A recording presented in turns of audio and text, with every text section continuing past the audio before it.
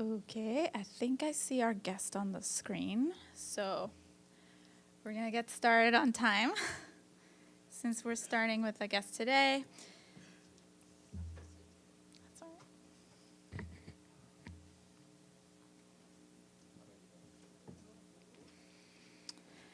All right, well, good afternoon. I am pleased to be joined today by Vivian van de Perre, the Deputy Special Representative of the Secretary General for Protection and Operations and Deputy Head of the UN Mission in the Congo, also known as Monusco. She's joining us from Goma to brief us on the latest situation in the DRC. She'll have introductory remarks, and then we'll have time for your questions. Ms. van de Perre, can you hear us? I hear you well, thank you. Excellent, please go ahead. Thank you very much. Thank you, Office of the Spokesperson, for having me. And good afternoon to all from Goma in the Eastern Democratic Republic of the Congo. And thanks for your interest in the DRC. We understand that we compete with other major crises, but we believe that this is a big one. In Goma, we remain under occupation. The situation is still highly volatile, with a persistent risk of escalation. The March 23 movement, M23, and the Rwandan Defense Forces continue to consolidate their control over Goma, and the majority of the territories of North Kivu, the armed group, has previously seized.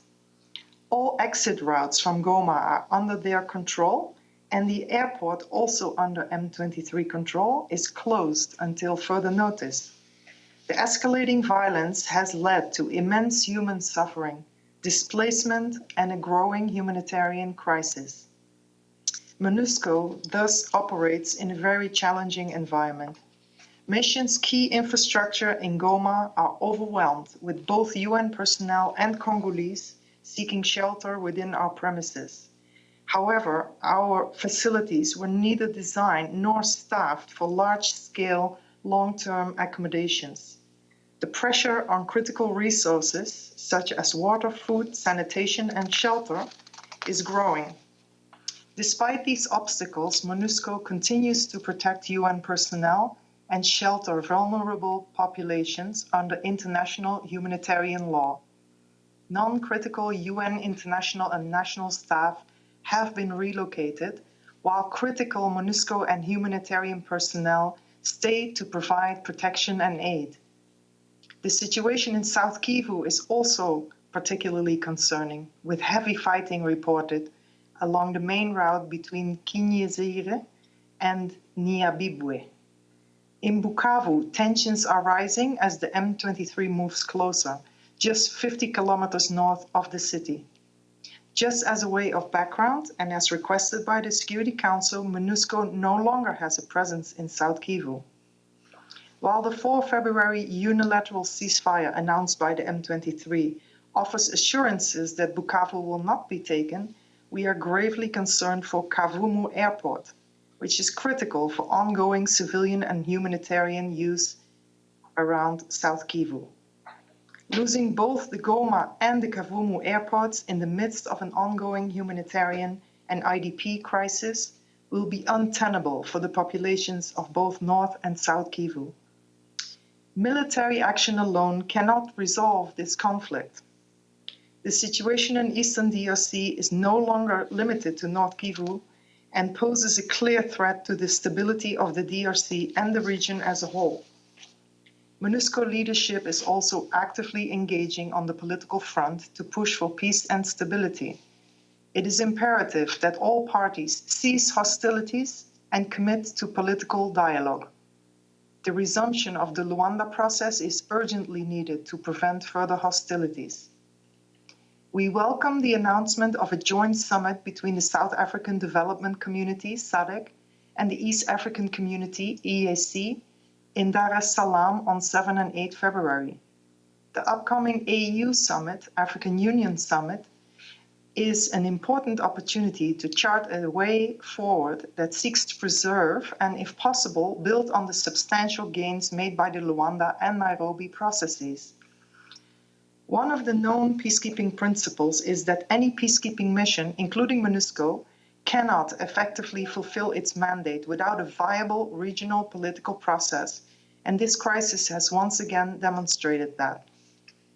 We urge all parties to put an end to hostilities, prioritize dialogue, and work towards a peaceful resolution to this crisis. The people of the DRC deserve peace, security, and stability. The UN remains committed to supporting the Congolese people in their pursuit of lasting peace. To conclude, let me reiterate that MONUSCO remains committed to its mandate of protecting civilians as well as UN personnel, despite the increasingly volatile security situation.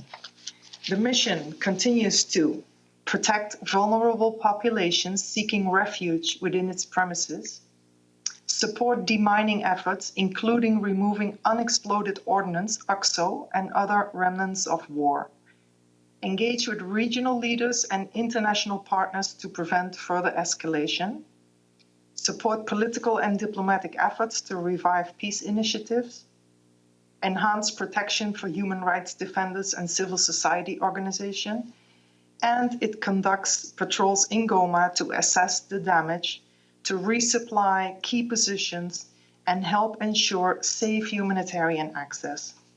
I thank you for your attention, and I'm happy to take any questions. Great. We'll start with Sherwin. Ms. van der Perre, thank you so much for this briefing on behalf of the UN Correspondents Association. We certainly appreciate your time. I'm Sherwin Briceby, South African Broadcasting. Can you give us a sense of how MONUSCO is or is not continuing to cooperate with the other forces that it has been in joint operations with, the FARDC, SAMI DRC, as part of your renewed mandate from the Security Council? What is the posture of MONUSCO in relation to those other forces? Are you still conducting joint operations? What has changed since the attacks on peacekeepers, the death in the main of South African peacekeepers?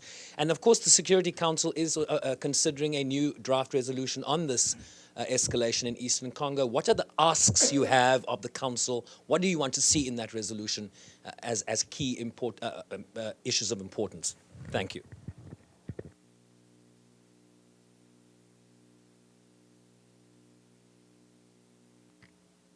Please Maybe go ahead. we take one more, yeah? Yeah, please go ahead. Yeah, we take one more, maybe, before I answer. We usually do one by one. I'm sure we will have quite a few. Okay, all right. Thank you very much. As you know, the DRC, FARDC, that's the armed forces, had many partners that were bilateral partners to the DRC. There's a specific situation for SAMI DRC because MONUSCO had received a mandate from the Security Council to also support SAMI DRC. You asked if there were still operations ongoing. The answer is no. This area is firmly under control at the moment of M23. There are some skirmishes around Goma town, but they are not done in an organized way. So what MONUSCO has been doing to support SAMI DRC is, at their request, we're trying to help them repatriate some of the bodies of their fallen soldiers, which you may have knowledge about. We are helping them with any logistics that they need, and we also work with them very closely on their own safety and security. So that's on SAMI DRC. What do we need from the Council? I think it's early to say. The situation is very fluid, it's constantly evolving, and we're currently closely watching what is happening in and around Goma, and also what's happening to the south in South Kivu. So I think it's premature for them to make any decisions. In the end, we will need from them clear guidance onto how to proceed. I just recall that there's many places where UN missions are located that find themselves under de facto authority control, such as Yemen and other places. The missions can still play a role, particularly in protection of civilians, and this mission would also be able to do that. So it's not a situation that has never occurred before, but the Council will eventually consider its options once the situation has crystallized a bit more. I repeat, it changes literally every hour. Thank you. Okay, Gabriel, and then Edie, and then Emily. Thank you, ma'am, for your briefing. This is Gabriel Elizondo from Al Jazeera English. Just two quick questions. One is, can you tell us a little bit more about the state of the condition of the airport in Goma? Is there damage to the runway or anything else, or are the M23 just blocking it for other reasons? And have you made specific requests to them to get access to the airport, and what is their response? And my second question is, you talked about sheltering people in and around Goma. Can you tell me roughly numbers of how many people you're sheltering and who they are? Thank you.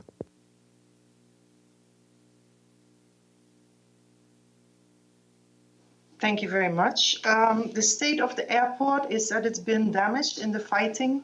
There were heavy battles around the airport. There's been a lot of damage to the infrastructure, including the control tower.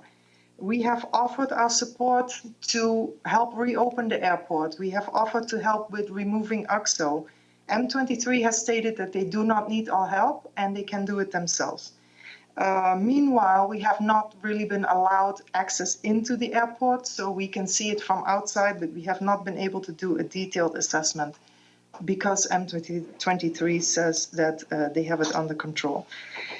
In terms of sheltering people, so in our bases in Goma, we are currently sheltering close to 2,000 people. This number changes every day. There's people that wish to leave voluntarily, and there's also very urgent cases that we are still accepting, such as unaccompanied minors, on a very exceptional basis because our bases are full.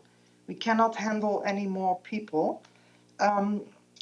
So the number fluctuates. Why are people leaving? Because the conditions are really, really dire, the sanitary conditions, and we are actually afraid of health outbreaks in our camps for the people that we are sheltering, but also for ourselves. Who they are, I can unfortunately not go into the details because this is very sensitive information. Thank you for understanding. Thank you very much, Edith Lederer from the Associated Press. When the ceasefire was declared, it was said to be for humanitarian reasons. And you've been talking about fighting going toward Bukavu. So can we say, as a result of that the ceasefire is not in effect, and what impact has that announcement had on humanitarian aid deliveries? Thank you. Thank you very much. We had welcomed this unilateral ceasefire for humanitarian reasons, and we're really hoping that it would hold. It appears that that is not the case, precisely for the reasons you just said. There is fighting ongoing, and it's moving down south in South Kivu. So I think you can fairly state that at this moment it is not holding up.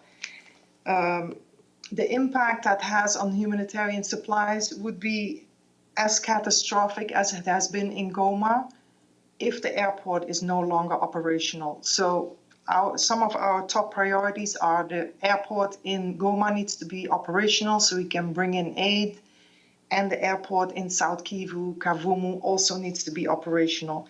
So at this moment, we have also removed non-essential staff from around Bukavu out of precaution because the fighting is moving south. Therefore, there's really skeletal staff remaining from the agencies. As I said, the UN peacekeeping measure Monusco is not really there because we have withdrawn following the decision of the Security Council. But there's a skeletal staff here. Nevertheless, we can ramp that up quickly if the security situation allows. But for that, we really need the airport. Thank you. Could I do a quick follow-up? Can you tell us the state of the airport in South Kivu? I mean, Is it open? Are flights still landing? Has it been damaged?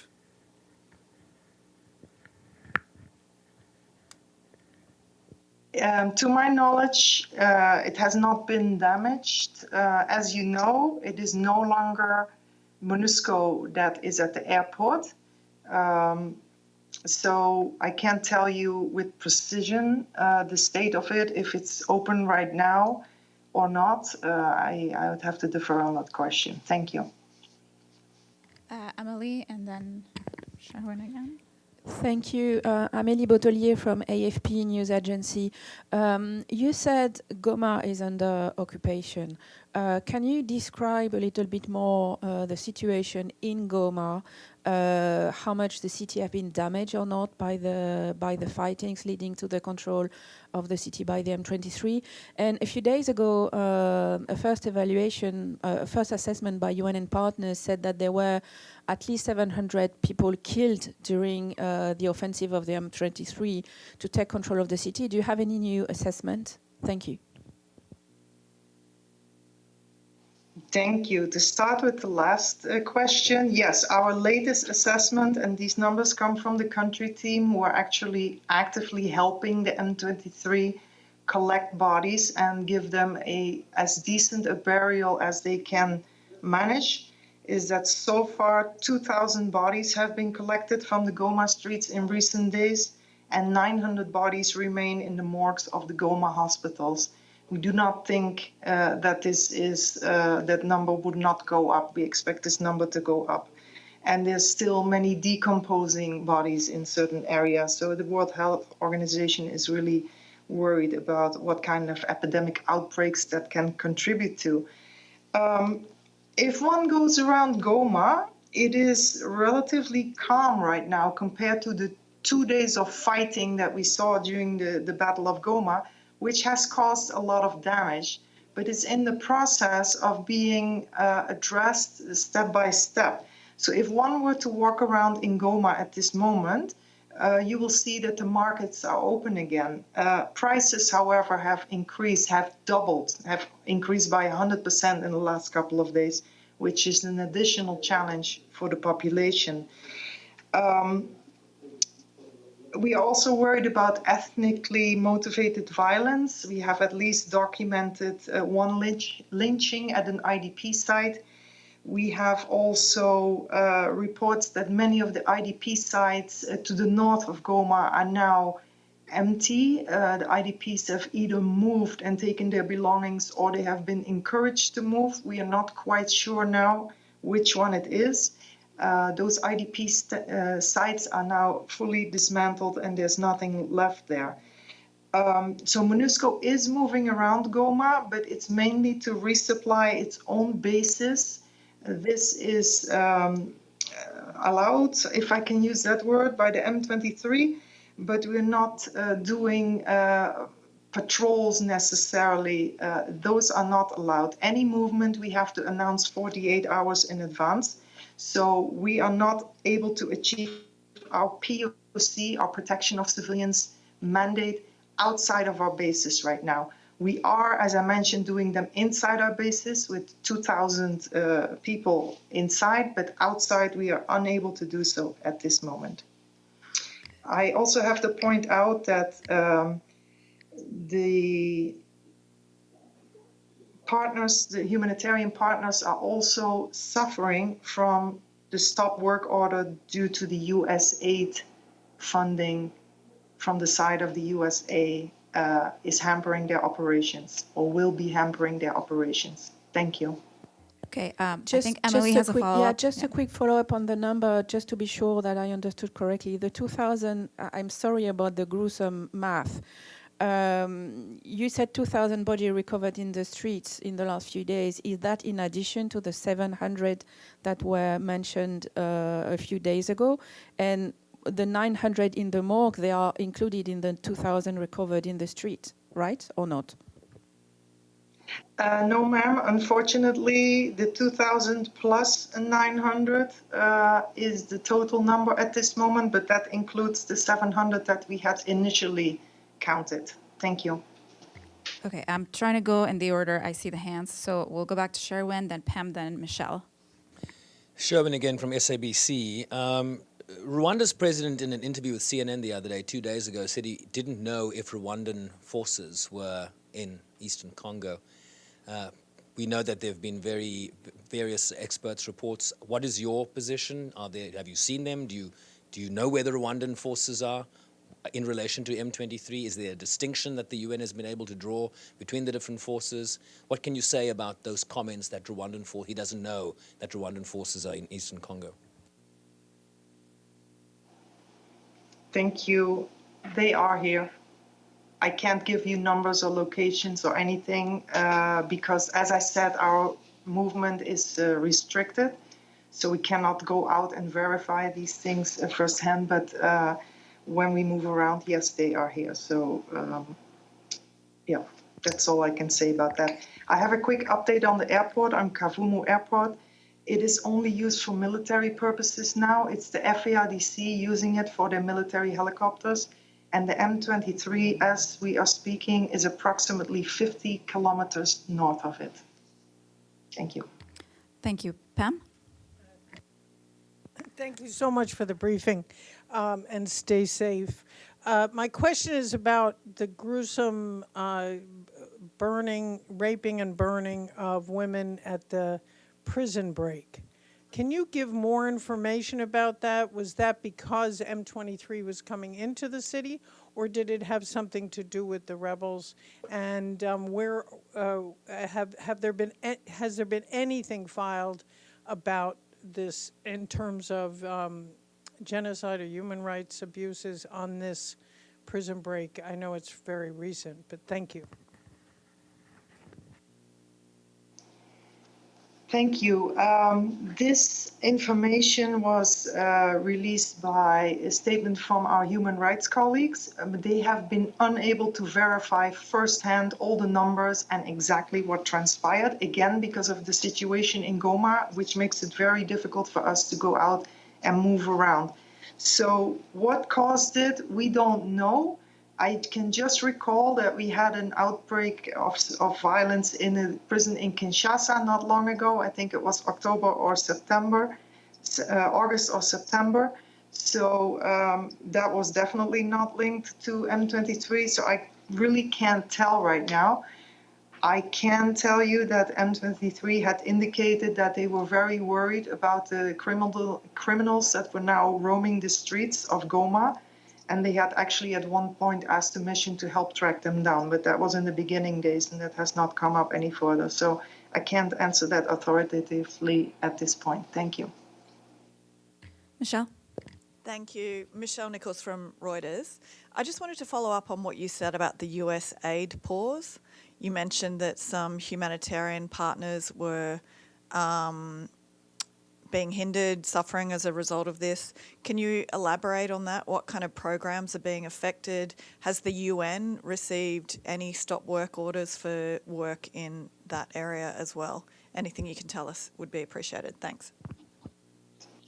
Thank you. I don't have the details. It's very recent. I have just been told that many of the partners, including IOM, the International Organization for Migration, which is a key partner for us, need to stop their work due to the US aid stop work order. So it seems to be related to the funding, but then US aid had to issue a stop work order. So it affects all of us greatly. And that's all I have at this moment. Thank you.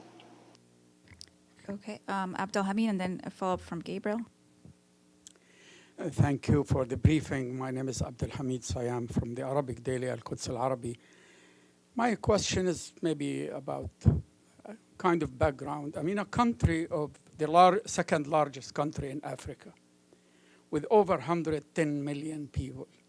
How could they collapse like that and allow a militia to do these atrocities? And I mean, in Rwanda, you can put it all of Rwanda in one of the small districts of Congo. What happened? Why is that? Thank you.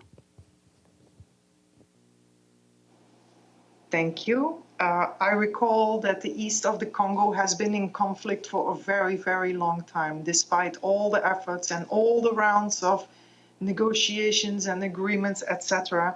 and it's persistently been very tense and volatile, and the conflict has popped up over time, multiple times. So it is indeed a very, very large country, but the root causes is what needs to be addressed. And we all know about the resource curse as well. The east of the country is blessed with very rare minerals. For example, coltan, which is in all your mobile phones, comes largely here from the Congo.